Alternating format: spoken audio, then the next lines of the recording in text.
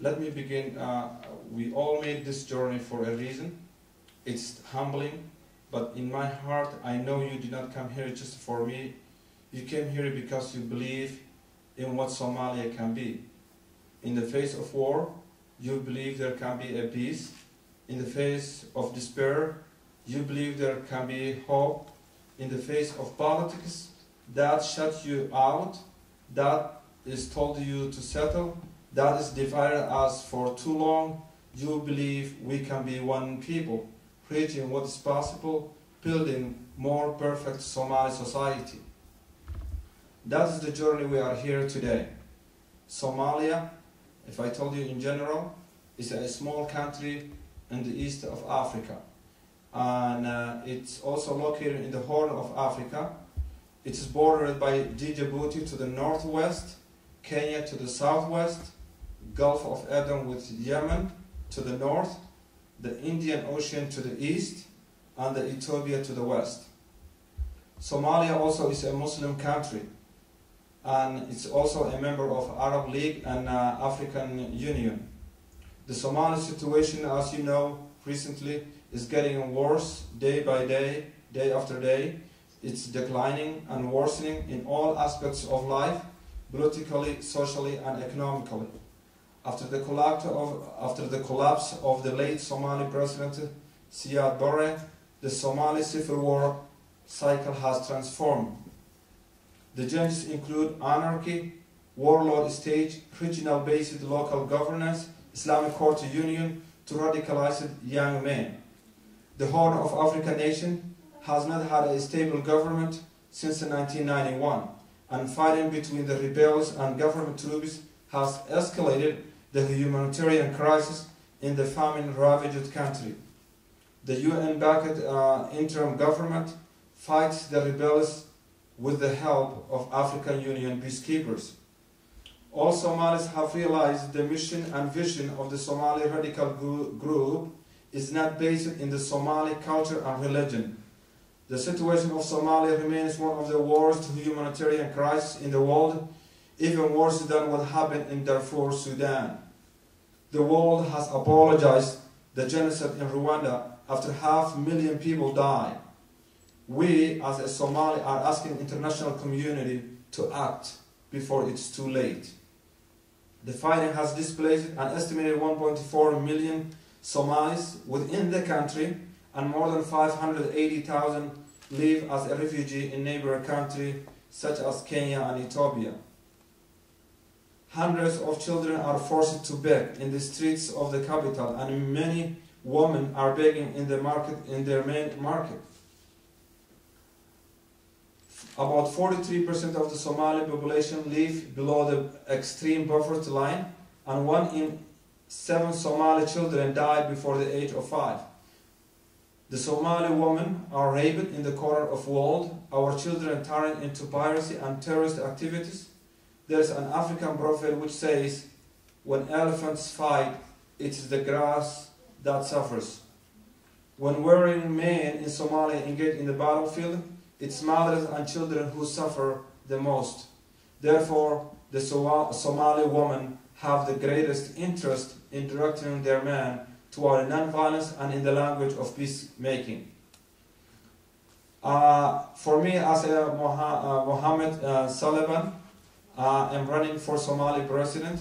I born and raised in Somalia, and I educated, in the first 2 colleges in Somalia, and then I moved to the United States. I have been here for the last 15 years.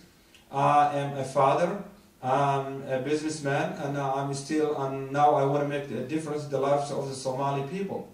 So I want to just bring back some of the education that I learned in Somalia to the Somali society. So I don't see any light at the end of the tunnel. I believe that the transitional federal government will not make any difference in restoring peace and unity in Somalia, because the Somali people have lost the confidence and credibility in this organization. Somalia has become a safe haven for Islamic terrorists who are spreading their corruption and brutality ideology. For this reason, it's not only me who running for Somali president, but also my organization SYL2. I created in 2007 an organization called SYL2, Somali Youth League 2, which stands for to bringing peace and unity in Somalia. As we all know, we remember that what SYL means. Those are, the people, the young men who born the independence of our country. But today, SYL2, what they want is to solve the problem, the internal conflict in Somalia. Our mission is to bring peace and stability in Somalia and give security to its neighboring countries.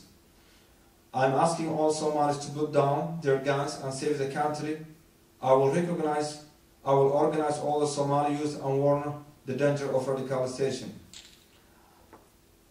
Not only being a father and an educated man, but also I created, I was the chairman of Ahl Sunnah wal Jama'ah diaspora, and I have been lecturing throughout the Somali community in the United States. I have been able to spread awareness and expound on the cruelty of the Al-Qaeda proxy, Al-Shabaab and their allies Hizbul Islam now in Somalia. The current TFG, the current transitional federal government, TFG, controls only 2 kilometers in Somali capital Mogadishu with the help of AMISOM, and it has no ability to bring peace and stability in the country. I condemn the armed attack against the civilian, the TFG, the African Union Force AMISOM. I'm deeply concerned over the violation of human rights and international law, and I can call all the parties of the conflict to respect the international law. I support the agreement between Ahl Sunnah wal Jama'ah in Addis Ababa, but I don't think that TFG, the Federal Transitional Government, will fulfill its promise. I also support and honor the principle laid down in the Djibouti Peace Agreement, including the spirit of reconciliation and the search of an inclusive political process, which was built for the current transitional federal government. The international community and the Somali people must stop rewarding the warlords and candidates who want to become the Somali president by gunpoint. What I'm saying is today, enough is enough. Somali people have suffered enough. It's time for young Somali generation to stand up together and make our country safe. It's time for young generation to say no to Al-Shabaab and its allies. And it's also the time for the young generation to show the world that most of the Somali young generation are not affiliated with those notorious groups, Al-Shabaab and Hizbul Islam. It's also the time to learn from the past mistakes and to look forward in constructing a brighter future. Do it for the weak, for the women and the children of Somalia. They are suffering not only in Somalia but also in the refugee camps.